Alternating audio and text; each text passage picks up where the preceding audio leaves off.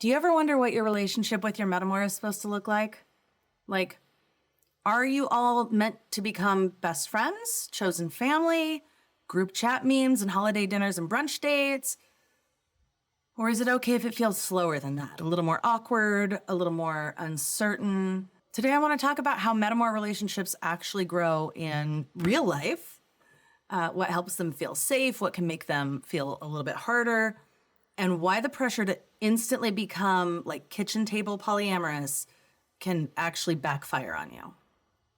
I'm Ellecia Paine, your host of Nope, We're Not Monogamous and your non-monogamy coach. Welcome back. I hope you enjoy the show. So one of my biggest guiding principles in basically any relational situation is to always treat people like a friend first, which sounds obvious, but most of us don't actually do that. So what I mean by that is when I mentally remove the romance, the sex, the complex relationship labels out of the equation, it becomes a lot easier to figure out how I want to show up in my relationships, in my friendships, right? If my partner were a close friend, which he is, and I wanted to get to know someone he was spending time with, what would I do?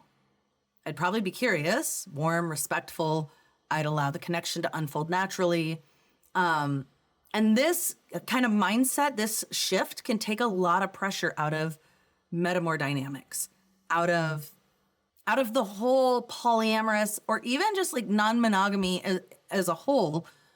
It takes the pressure off, right? Because suddenly you're not trying to be like good at polyamory. You're not performing the way you think you're supposed to, but you're just being like a decent human getting to know another human. And there's this idea that gets talked about like it's the gold standard, right? Kitchen table polyamory. Everyone comfortably hanging out together, being like family, sharing meals, planning their calendars out together. And that can be really beautiful. I've seen it be deeply supportive and connective. And it's also not the only way. And it doesn't work for everyone. Right? And I want to be really real here because this isn't something that I only understand like intellectually. I have been through many variations of polyamory, the ups and downs of Metamour relationships myself. I've had experiences where friendship grew easily, where there was like warmth, shared laughter, mutual care, where it genuinely felt like a beautiful expansion of my chosen family. And I've also had experiences that felt super freaking awkward, right? Like tender, vulnerable, but sometimes misaligned, sometimes even painful. I'm thinking of one specific experience that really shaped how I understand this now. I had a Metamour who was feeling like hurt and frustrated with our Hinge partner because she didn't feel like I was becoming close friends with her. Like she didn't feel like we were building the kind of family or community that she was hoping to have out of polyamory. And part of what made that dynamic challenging was how quickly that expectation for closeness showed up.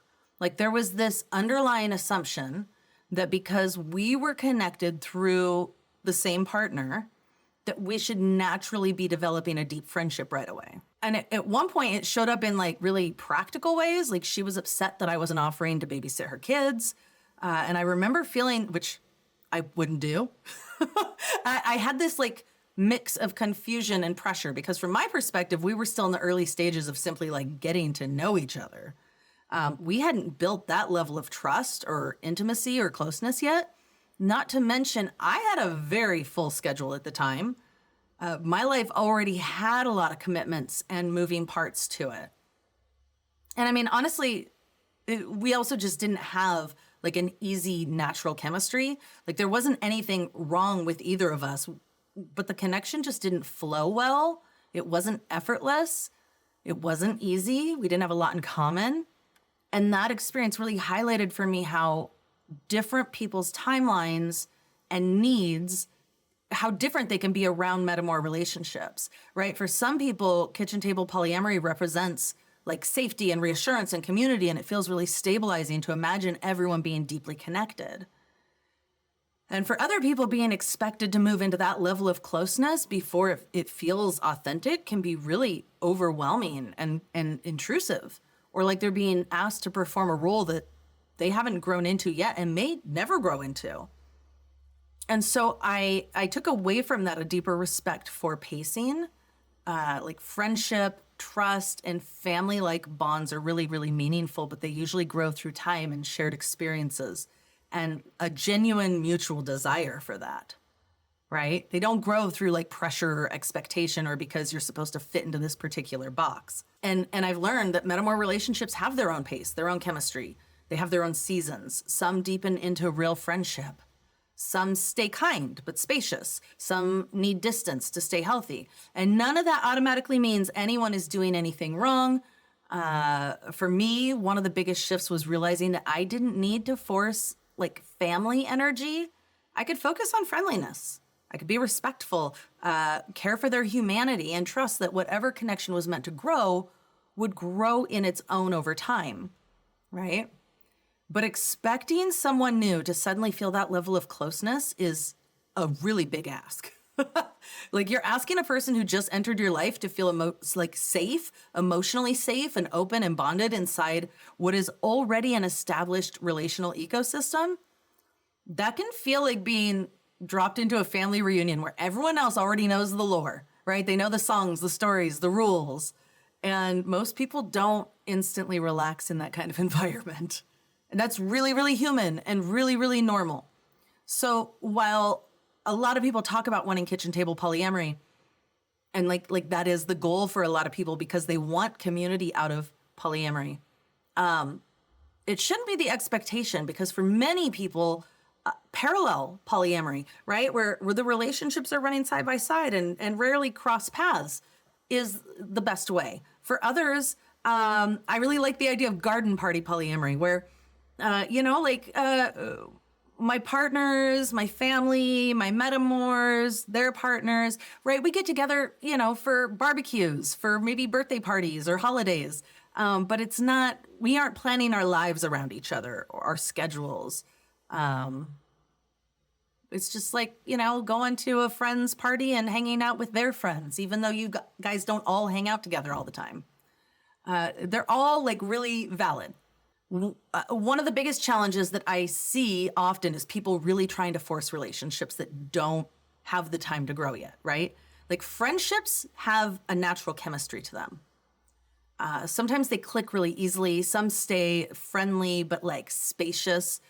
Some just never become really close.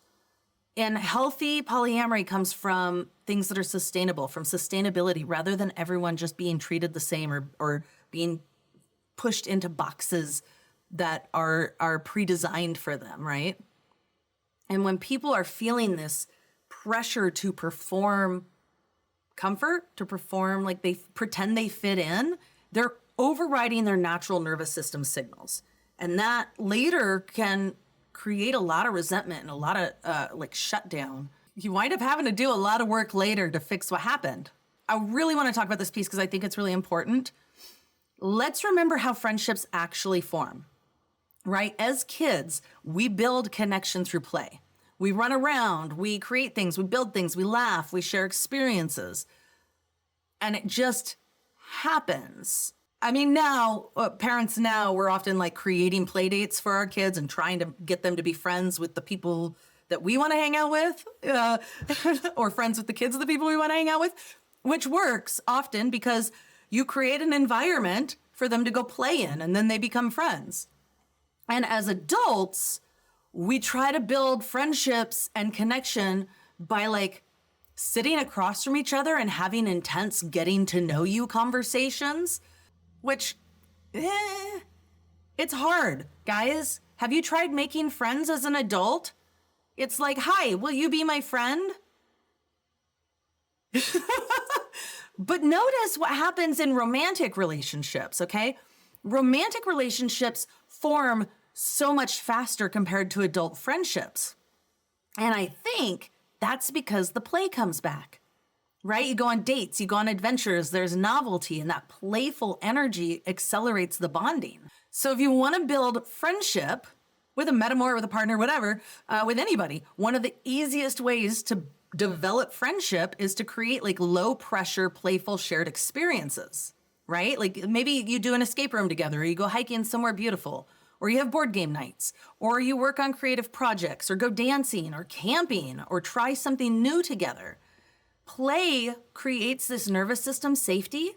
It reduces performance energy. It allows the connection to grow organically, and you're not just sitting across from each other going like, are we doing polyamory right?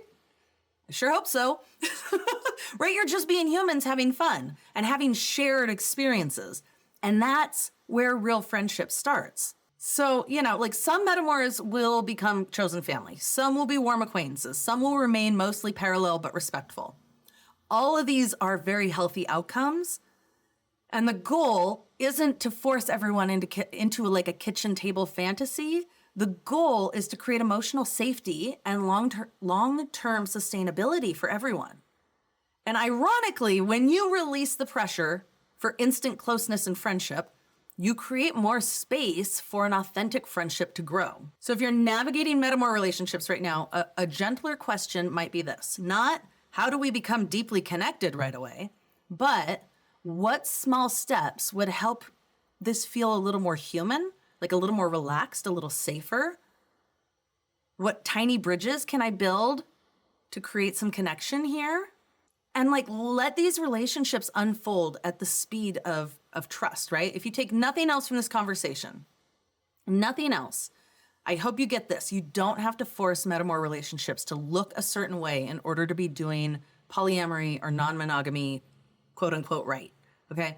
Connection is not something we can manufacture, that we can create on command.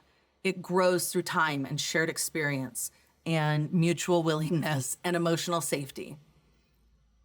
And some will become deeply loving friendships. Some will stay light. Some will need space. All of it can be healthy. But really, please prioritize authenticity over performing. Build connections in ways that are sustainable for your real life also. Okay, if this conversation is bringing things up for you and you're realizing that you're trying to navigate these dynamics on your own and it feels weird, you don't have to. This is the kind of work I support people with every day. Helping you create relationships that feel secure and grounded and aligned for who you actually are. And if you want support, you can book a free clarity call with me. We'll talk about what's happening in your relationships now, what feels hard, what feels easy, what would genuinely help. You can go to ElleciaPaine.com/call or grab the link in the show notes.